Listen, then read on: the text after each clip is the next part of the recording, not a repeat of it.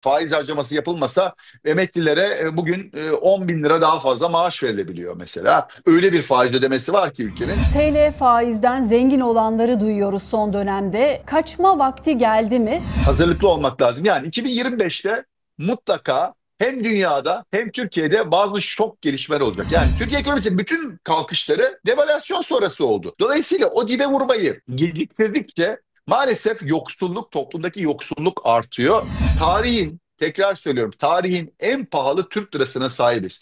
Döviz kurunu eğer serbest bırakarak başlasalar ilk anlamda bir miktar sıkıntı yaratılabilirdi. Ama daha sonra yavaş yavaş ülke ekonomisi doğru bir modellemeyle oradan başlangıç yapacaktı. Bu yapılmadı. En azından yılın ilk 2 ayını, en fazla Mart ayının ortasının sonuna kadar bir dönemi görün. Riskinizi o zamana kadar hedge edin. Yani olası bir operasyonu hazır durun. Çünkü bir şeyler yapılmak zorunda kalacak. 2025'te birinci sıraya neyi oturtursun? Ben gümüş diyeceğim. Efendim merhabalar. Ekonomi konuşacağım zaman içimde bir ürperti oluyor. Çünkü hem terminolojiye çok hakim değilim ama bir yandan da hayatta kalabilmek için hem benim hem de sizin çok ihtiyacınız olduğunu biliyorum. İşte bu dili en iyi kullananlardan biri. Ekonomist Devrim Akyıl'la birlikteyiz. Kendisinin henüz haberi yok ama Şubat ayında vereceği eğitime ben de talibim. Hoş geldin Devrim. Hoş bulduk, süpersin Emel. Tabii ki bekliyorum eğitime. Çok memnun olurum, memnuniyetle. Güzel sözlerin için de çok teşekkür ediyorum. Son videoda zıvanadan çıkan dünya ifadesini kullanıyorsun. Trump'ın başa gelmesiyle birlikte zıvanadan çıkan dünya söylemine daha sık rastlayacağız galiba. Trump'ın dünyaya yaşattıklarını soracağım ama elbette altın sever bir ülkeyiz. Altının gidişatını soracağım. Sadece biz sevmiyoruz. Çin ve Hindistan da stoklarını çok arttırmış. Son yayınlarında bunun altını defaatle çiziyorsun. Bu ne anlama geliyor? Altının 2025'te o hep öngörülen, bahsedilen rokete binmesi yakın mı? Evet, Emel'cim bu Trump'ın tavırları şu anda daha iktidara gelmeden, görevi almadan gösterdiği böyle sert ifade ilk anlamda tabii bazı çevrelerce hoşa gidiyor. İşte lider dediğim böyle olur. Biden gibi bir liderden sonra böyle yani amiyane tabirle bunak bir liderden sonra böyle daha masaya sert vuran bir lider böyle bir ilgi çekiyor. Ama bana göre ekonomiyi de dünya ekonomisini de 30 yılı aşkın bir zamandır çok yakın e, trade eden, bu piyasaya işlem yapan, burayı çok iyi takip eden hem ekonomiyi hem siyaseti globalde biri olarak diyorum ki Trump'ın söylediklerinin neredeyse tamamı belki en fazla %90'ını uygulaması mümkün değil. Yani söylemde güzel ama söyledikleri şeyleri uygulayabileceğinden değil sadece bir hani eski tavırla gölgesi ağır bir lider olmaya çalışıyor o tavırlarla. Şimdi söylediği şeyler bazı gümrük vergileri işte içeride üretim yapacağız demesi bunlar mümkünsüz şeyler. Yani o gümrük vergilerini o kadar yükseltip ayda 100 dolara çalışan insanlardan gelip de saati günü 100 dolara çalışan insanlara bir şey ürettirme ihtimali yok. Yani bunun ekonomik olarak mantığı yok. Onun için bunlar söylenecek sonra da pazarlık unsuru olarak kullanacağını biliyor aslında yakın çevreler ama şimdilik böyle hani söyledikleri ilgi çekmeye devam ediyor. Ama bir gerçek var az önce senin de söylediğin Amerika'nın aslında dünyada gücünü kaybetmeye başlaması, diğer ülkelerin Amerikan tahvillerini almaması ve aslında herkesin zannettiği altının, gümüşün bu yükselişinin arkasında, ana yükselişinin arkasındaki gerçek resim öyle savaşlar olması değil. Savaşlar hep sebep zannediliyor. Hayır, savaşlar her zaman sonuç. Gerçek ekonomik olarak dünyayı Amerika Birleşik Devletleri'nin aslında uzunca bir zamandır kötü yönetmesi. O ekonomiyi kötü yönettiği için dünya yavaş yavaş çift kutuba evrildikçe orada diğer merkez bankalarının, Çin'in, Hindistan'ın, diğer Polonya'sı, Hollanda'sı, işte Türkiye'de ciddi bir altın alıcısı, fiziki altın alıcısı Türkiye Merkez Bankası. Ciddi ülkelerin merkez bankalarının ciddi anlamda altın aldığını, almaya devam ettiğini gördük 2024 boyunca ve 25 boyunca da bunun devam edeceğini göreceğiz. Amerika'nın faiz indirimlerine çok devam edemeyeceği ama bunun ana sebebinin Amerika'nın daha iyi işte ekonominin sıcak olması şusu busu değil. Hayır. İnsanların artık dünyanın diğer kısmının özellikle Amerikan tahvillerine yatırım yapmak istememesi. Neye yatırım yapıyorlar Amerikan tahviline yatırım yapamayınca? Mantıklı olarak altına. Dolayısıyla altının 2025'te de 24 gibi 2024'ü iyi bir yıl olarak geçirdi altın. Ama 25'i de 24'ten pek farklı olmayacak. Yine belki bir miktar ufak çaplı düzeltmeler yaşasa da 2025'te de çok iyi performans, en iyi performans veren ürünlerden bir tanesi olacağını düşünüyorum. Peki Çin'in ve Hindistan'ın rekor seviyede stoklarını yapması sana neyi anlatıyor, neyi gösteriyor? Neden son dönemeçte daha da arttırdılar? Evet, işte burada büyük ülkeler ellerindeki parayı neyle değerlendirecekler? Şimdi az önce izah ettiğim gibi dönüp de Amerikan tahviline yatırıyorlardı eskiden. Çünkü en güvenilir yatırım aracıydı ve 1980'den 2021 yılına kadar aslında Amerikan tahviline yatırım yapanlar uzun dönemde hep kazandı. Çünkü Amerikan tahvilleri %16'lardan o 1980 yılında, yani 40 yılı aşkın bir zamandan söz ediyorum, orta uzun vadede hep aşağı geldi faizleri. Faizin aşağı gelmesi demek elinizdeki tahvilden para kazanıyor olmanız demek ve bunun riskinin az olması demek. Ama 2021'de gördüğü dipten beri o 0,60'lar 0,30'lar gördüğü seviyeydi. 10 yıllık tahvillerin. Oradan beri %5'e kadar bir yükseliş oldu. Şimdi insanlar diyor ki ne var, %5 nedir ki? Bizim tabii ülkemizde faizler çok yukarıda olduğu için tam anlaşılamıyor. Halbuki %0,50'lerden aldığınız tahvil %5'e gittiği zaman onu 10'la çarpmanız gerek zararınız. Yani %4,5 zararı 10'la çarpıp %45'e tekabül ediyor yaklaşık. Dolayısıyla dünyada aslında Amerikan tahvilleri aracılığıyla trilyonlarca dolar para aslında yok oldu. Yani zararlar oluştu. Amerikan tahvillerine yatırım yapan devletler, özel sektör şirketleri, ülkeler, insanlar burada dramatik zararlar ettiler. Tabii ki en büyük zarar da bankalar etti. Şimdi o bankaların kasalarında o tahviller duruyor. Şimdi bu tahvillerin bu zararın ortadan kalkabilmesi için Emel'cim bunun faizlerin aşağı gelmesi lazım. Şimdi az önce anlattığım senaryo, faizler yukarı gittikçe bu zarar büyüyor. Bu da demektir ki Hindistan ve Çin gibi dünya ekonomisinin artık en büyüğü olmaya doğru giden ve en büyük ekonomilerin en sıcak ekonomiden bir tanesi olan, en hızlı büyüyen ekonomisi olan Hindistan'ın parasını gidip de Amerikan tahviline yatırıp orada erimesini izlemesi söz konusu değil. Ne yapıyorlar? Dönüp ister istemez daha fazla altın yatırım yapıyorlar. Bu yalnız devletler değil, halkları da daha fazla altına yatırım yapıyor ve onların da altın ithalatlarında ciddi anlamda yükselişler devam ediyor. Yani işin özü bu aslında. 2025 yılında altının 15 bin dolar olacağına dair öngörüler var. Sen buna nasıl bakıyorsun? Mümkün mü? Yani her zaman mümkün. Çünkü altının bir defa hani biz yükselişlerini hep böyle sakin görmeye alışığız ama altının aslında 10 yıllık döngüleri var. 9 yıllık hatta. O 9 yıl boyunca bir yükseliş yapıyor. Daha sonra 7-8 yıl, 9 yıl öyle yaklaşık ortalamalarla son 50 yılı baz alarak söylüyorum. Bir dinlenmeye giriyor. Ya bu 50 yılı neden baz alıyoruz? Bütün her şey 1971 yılında Nixon'ın, o zamanki Amerikan başkanı, doları, rezerv para olan doları o zaman altına endeksledikten çıkarması ve demesi, yani altın altındır, dolar dolar demesinden beri dünyanın çivisi çıktı. Yani kasandaki altın kadar para basacakken istediğin kadar para basar hale geldin. Dolayısıyla dünya ekonomileri enflasyonla tanıştı. Daha sonra gizli enflasyon, saklanan enflasyon gibi terimlerle aslında 1971 yılından beri ciddi anlamda büyük enflasyonist dönemler yaşıyoruz.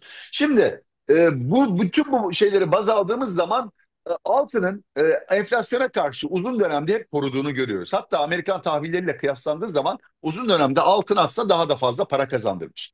Şimdi bu bağlamda altının bu 9 yıllık döngüsü 2019 yılında, benim analizlerime göre 2019 yılında başladı. Şimdi 2019 yılından 2028 yılına kadar ben altının ciddi anlamda primeye devam etmesini bekliyorum. 15 bin dolar olur olmaz onu bilemiyorum ama eğer Trump'ın bu politika tarzı, eğer birazcık bu tavırlarında ısrarcı olmaya kalkarsa, hani yayının başında söylediğim gibi pek böyle ısrarcı olabileceğini düşünmüyorum. Hep masaya oturmak, ama birazcık sertleşmeye kalkarsa işte orada tamamen bu Amerikan tahvil faizlerinde iyice çıkış olacak. İnsanlar daha da fazla tahvil satıp altına sığınmaya devam edecekler ve O 15 bin dolarlık senaryo 2025'te mi olur, 2028'e kadar olabilir mi? O, her zaman olasılık dahilindedir. Benim baz senaryomda en azından 3 bin kısa vade 3 bin dolar ve biraz daha orta vadede 4 bin dolar hedefleri zaten var. Ama orada o senaryo 15 bin dolar senaryosu filmin kopması yani tamamen Amerika'nın zaten borçlarını ödeyemeyeceğine doğru gidişi ve tamamen hiper enflasyon moduna geçmesi ki bu da çok uzak bir senaryo değil. Hani böyle hiper enflasyon nasıl olur bundan sonra bak faizler arttırılır değil mi? Faiz arttırımlarının artık çözüm olmadığı çünkü Amerikan hazinesinin nasıl Türkiye'de faizler artıyor ama enflasyon beklenen düşüşü yapmıyor. İşte aynı senaryo aslında Amerika'da da geçerli. Faizleri arttırdılar ama enflasyon bir miktar düştü. Şimdi tekrar yavaş yavaş kafasını kaldırıyor. Çünkü tıpkı Türkiye hazinesi gibi Amerikan hazinesi de gereğinden fazla yani elinde gelirinden fazla harcıyor. Onu da borçlanmak zorunda kalıyor. Kimse borç vermeyince faizler yukarı gidiyor. İşte o borç vermeme olgusu derinleştikçe bu tip hiperenflasyon senaryoları masada kalmaya devam edecek. Onun için 2025 bilmem ama yani 2028'e kadar toplam 4 yıl içerisinde önümüzdeki dönemde altında yükseliş senaryoları hatta bir yanlışlıkla kopuş senaryoları işte buna kopuş senaryosu diyorum masada kalmaya devam eder. Yani şunu not alalım hani böyle çift yönlü işlemler yapıyorlar. Bence altında, gümüşle dünyada aşağı yönlü işlem yapılacak, trade edilecek yani shortlanacak. En son enstrümanlar olmalı. Özellikle trader arkadaşlara sesleniyorum. 2025 yılı ile ilgili astrologlar da senin gibi düşünüyorlar ama onlar şunu da ekliyorlar. Özellikle 2025'in ilk aylarında borsadan uzak durun diyorlar astrologlar. Sen ne dersin? Burada Türk borsasıyla dünya borsanı yine biraz ayırmak gerekecek. Çünkü Türkiye bambaşka senaryoların içerisinde. Dünyadan biz angajayız desek de biraz farklıyız. Ama dünya borsayla ilgili kesinlikle katılıyorum. Özellikle Amerikan borsası öncelikli olarak orası inanılmaz bir şişme, büyük bir balonun içinde. Balonun içine baloncuklar eklediler üstüne filan. Hani balonların böyle üzerinde ekstra küçük küçük balonlar oluşmaya bak.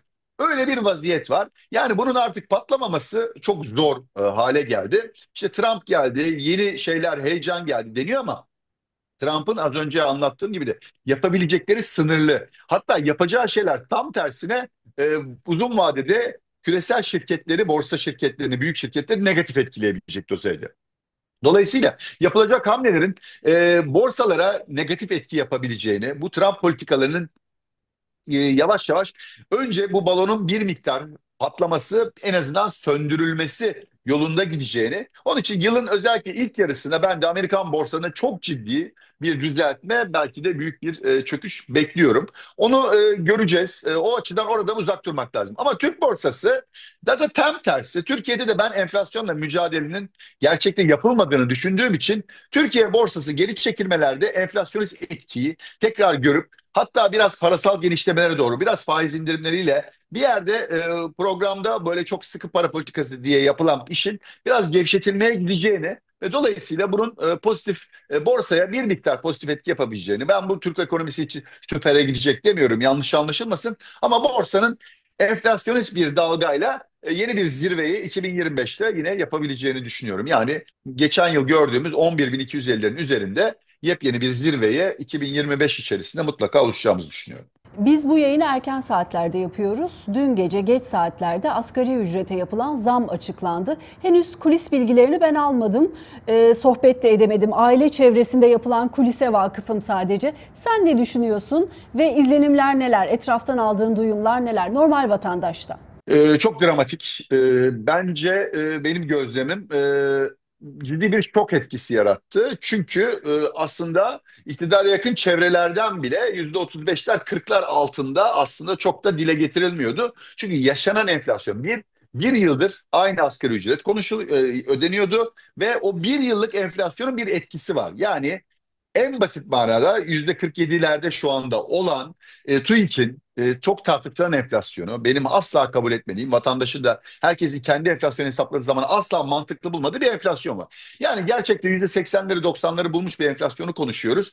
Ve burada %30'luk bir artış tabii ki büyük bir şok etkisi yaratacak. Ve bu şok etkisini benim anladığım kadarıyla iktidar birazcık hem şu anda dış politikada bir yaratılan imaj doğrultusunda etkisinin sınırlı olabileceğini düşündüm. Bir, iki, Merkez Bankası'nın faiz indirmesine yol açabilmek. Yani bizim faiz indirmemizi istiyorsanız dedi muhtemelen ekonomi tarafı. Orada böyle ikircikli bir durum var iktidarda. Ekonomi tarafıyla aslında sosyal siyasal taraf bence tamamen ayrıldı.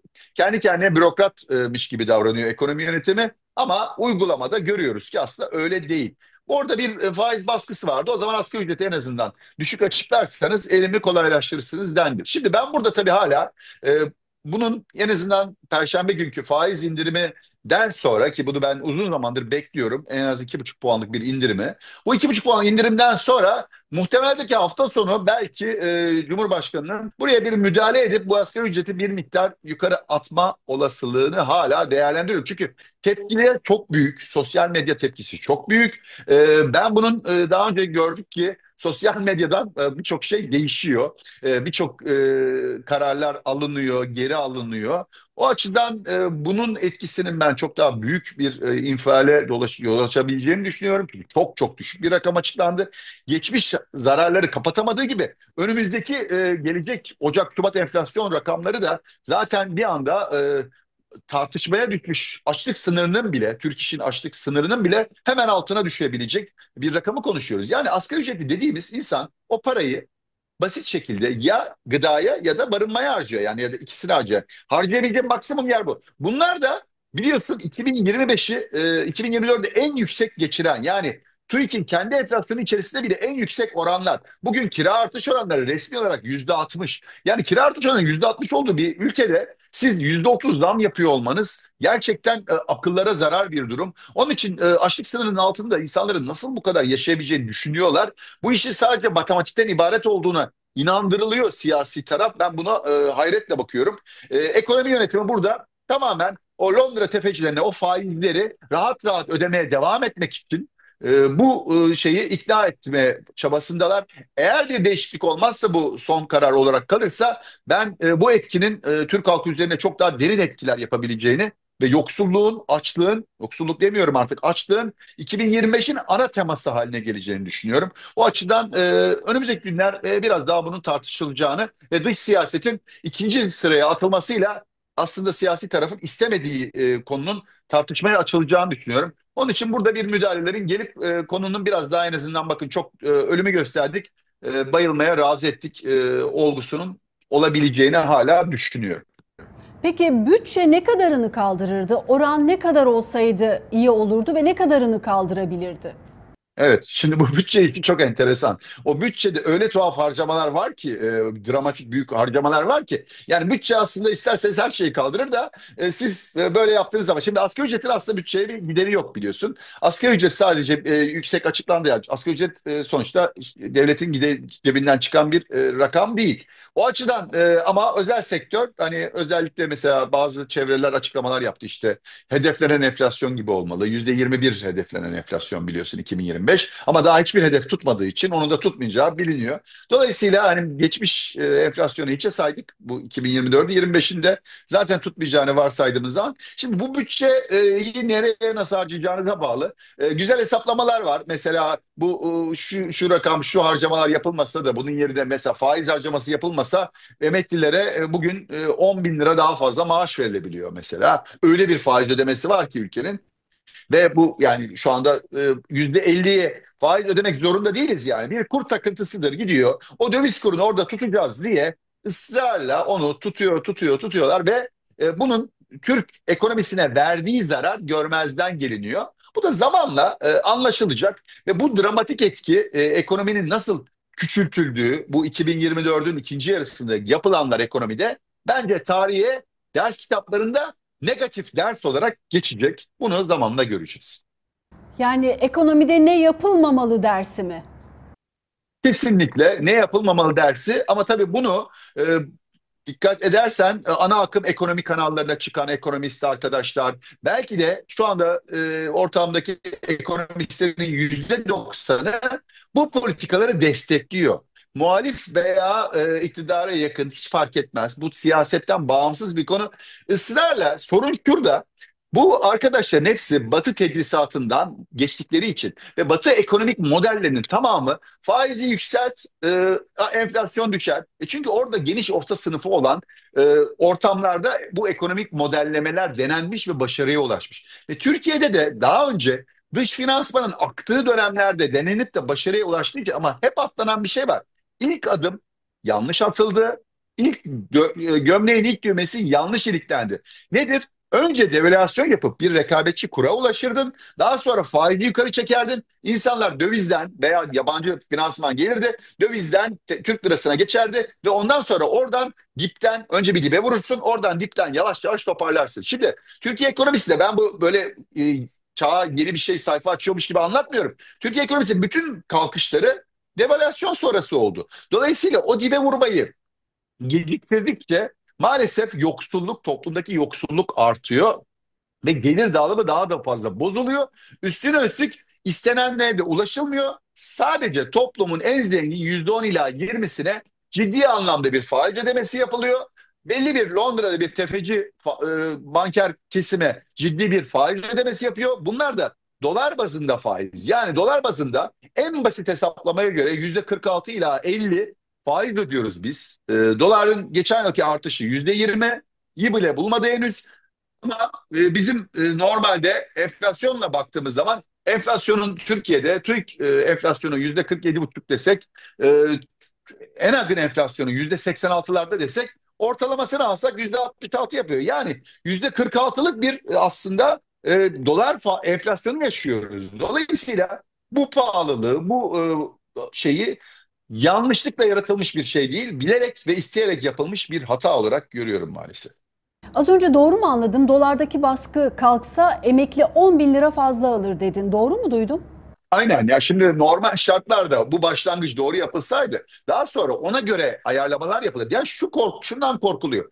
Döviz artarsa kriz algısı olur. Ya ortada döviz artarsa kriz algısından çıktık. Önce siz dövizinizi belli bir fiyatta, şimdi gelişmekte olan ekonomi modelleri tamamı incelensin. Ben böyle diyorum ya, yepyeni bir şey uydurmuyorum. Bugün başarılı olmuş bütün ülkeleri Batı ülkelerinin, yani ekonomisi gelişmiş ve büyük gelişmekte olan ülkeden gelişmiş ülke ekonomisine kaymış ülkelerin, geçmiş ülkelerin tamamı aslında kurunu değersiz tutarak oralara gelmiş. Çünkü rekabetçi bir kur yaratmış ve ekonomisini üretim ekonomisine dönüştürmüş ve dünyadan ithalat yaparken ihracat yapan modellere geçmiş. Şimdi bizde tam tersine etinden sütüne, e, ara malından son malına artık öyle bir noktaya geldi ki her şeyi ithal etmek için tekrar söylüyorum, tarihin en pahalı Türk lirasına sahibiz. Böyle söylediğimiz zaman anlaşılmıyor. Ya 35 lira oldu kur, nasıl en pahalı?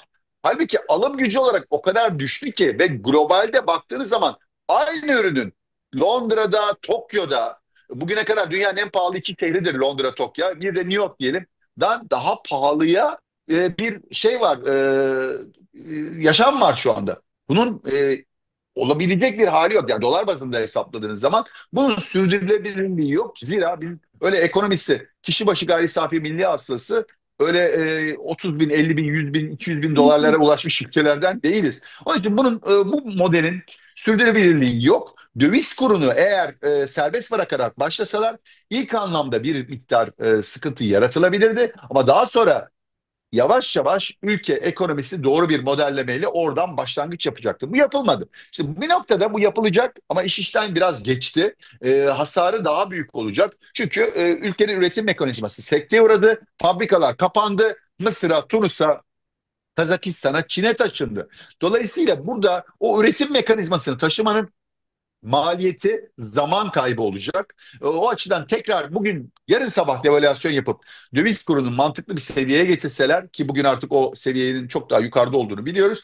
E, Bir miktar sermayenin tekrar ülkeye gelme şansı olacak. Ülke tekrar küllerinden doğacak kıvama gelecek. Ama o geciktikçe maalesef o kurdaki gidecek seviye çok daha yukarılara gidecek. Yani böyle e, kanayan bir kanser hastası gibi mi devam edeceğiz biz bu işe? Yoksa bir şok yaşatıp ufak bir kontrol altında bir kalp krizi yaşatılıp tekrar hasta yaşatılacak mı? Bunları tartışıyoruz maalesef.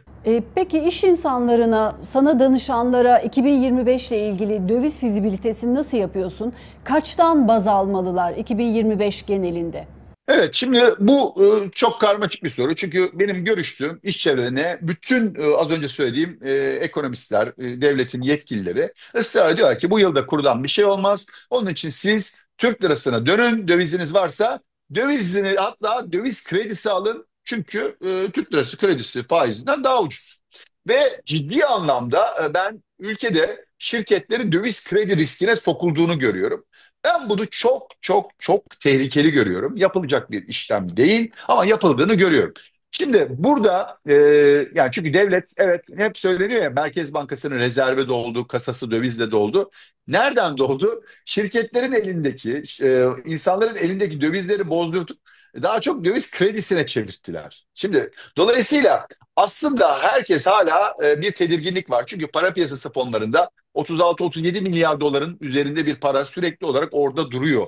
Türk lirasına dönmüş. Neden bunu söylüyorum? Para piyasası fonu demek her an bir gecede Türk lirasından dövize dönebilecek. Dolayısıyla o bir rezerv olarak kabul edilemez. Yani her an o rezervi kaybedebiliriz bir gecede. Öte yandan ciddi anlamda döviz kredisi alındığı için o dövizde ani bir manevrada bunlar ödenemez. Dolayısıyla bir şok dalgası ekonomide yaratılabilir. Onun için bütün bunları hesap ettiğim zaman ben evet 2025'in ilk yarısında hala bu politikaların devam edeceğini varsayıyorsak e, döviz kredisi döviz fiyatlarının fazla artacağını yani öyle varsayılabilir ama ben bunun bir gecede her şeyin değişebileceğini ve bunu not olarak düşelim.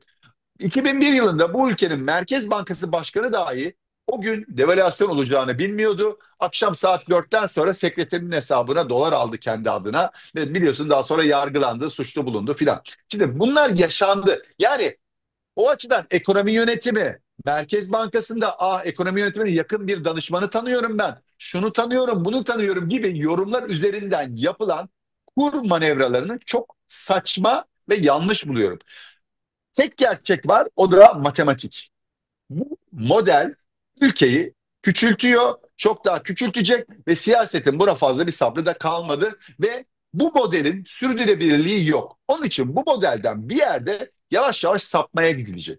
O sapmaya gidilirken elin ayarı mı kaçacak yoksa bilerek ve isteyerek bir devalüasyon mu yapılacak bunu bilmek kolay değil. Ama benim hep senin soruna dönersek e, danışanlara bana verdiğim öneri en azından yılın ilk 2 ayını en fazla Mart ayının ortasının sonuna kadar bir dönemi görün.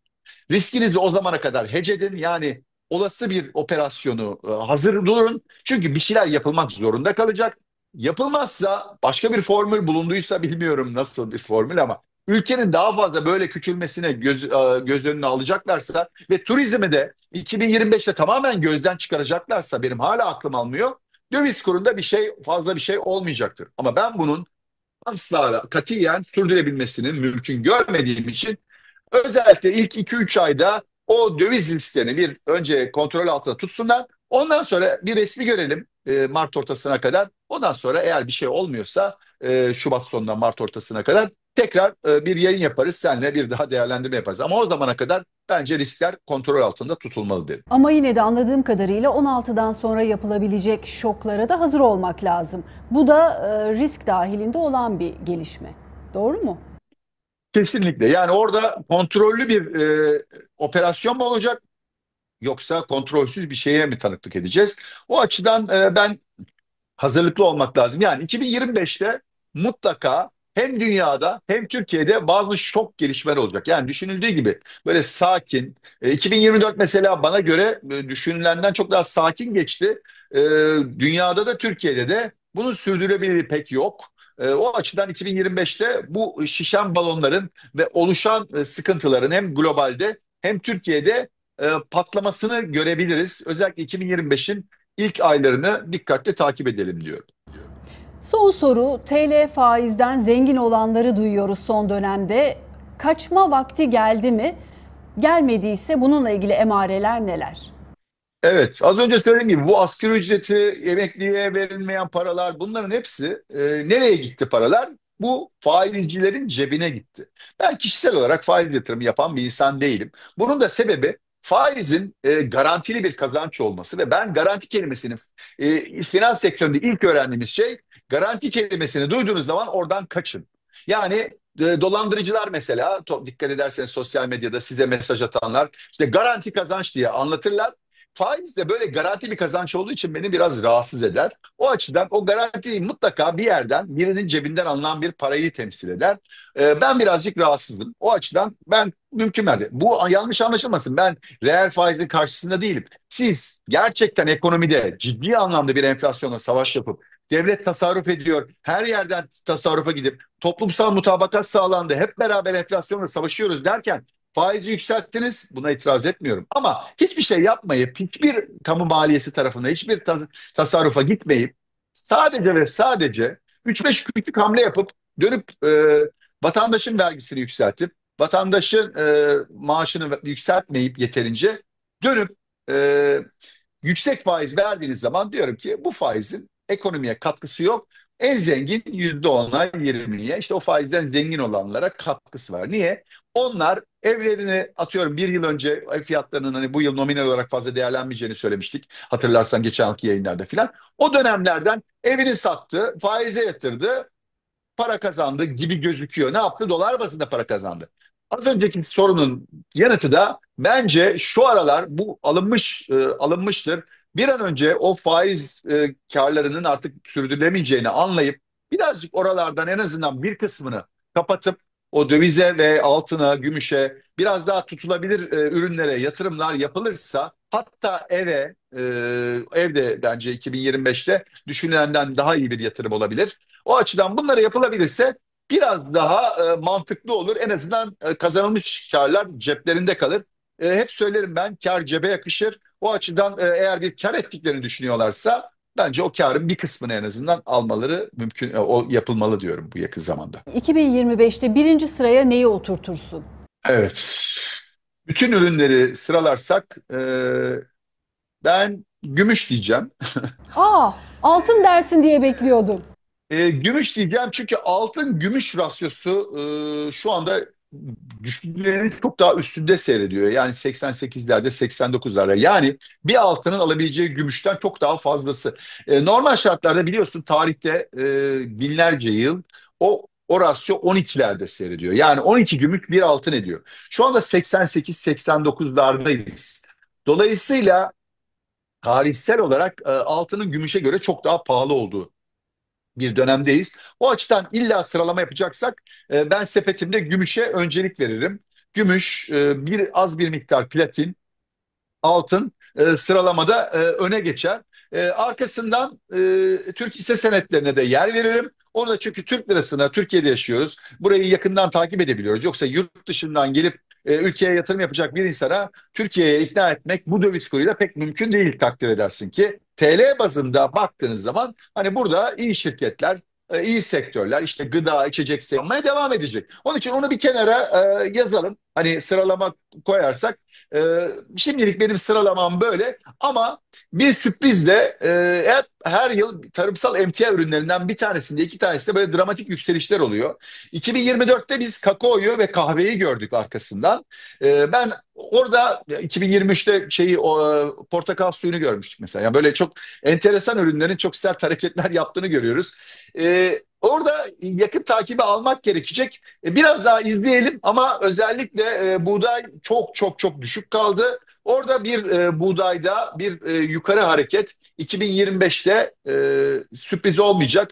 Tabii buğdayın yukarı hareketi dünyada ekmek fiyatını yukarı çekebileceği için 2025'te dikkat edilmesi gereken tarımsal emtia olarak en azından ekranın kenarına koyup da ani bir hareket gelişmeye başlarsa alınması gereken ürün olarak bir kenarda bulunmasının gerektiğini düşünüyorum. Devrim, çok teşekkür ederim. İyi yıllar diliyorum. Vakit ayırdığın için tekrar tekrar teşekkürler. Yeni yılda görüşmek üzere.